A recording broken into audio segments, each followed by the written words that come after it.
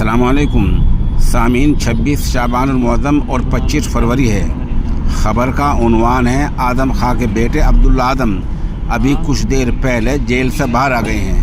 ख़बर के लिए हम कादी साद साहब के निहायत शुक्रगुज़ार हैं। उन्हें इत्तला दी है कि जेल से बाहर आ गए हैं और ख़बर की तस्दीक भी कर ली है।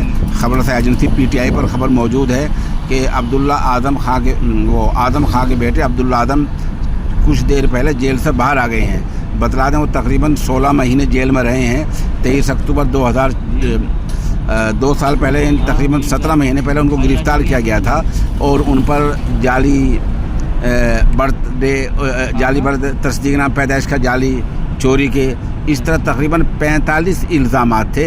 अदलिया ने उनको तमाम इल्ज़ामात में ज़मानत दे दी है। अब वो बाज़ाब्ता ज़मानत पर जेल से बाहर आ गए हैं। बता दें 2-3 दिन पहले उनकी ज़मानत के आर्डर जारी हो गए थे।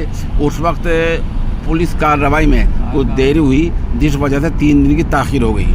अब वो लोग गौर करें जिन्होंने एक कमिट किया था 3 दिन पहले कि हमारी मालूमात नाक़िस है और वो जेल से बाहर आ गए हैं। जेल से आज मंगल का दिन है, अभी वो चंद घंटे पहले जेल से बाहर आए हैं।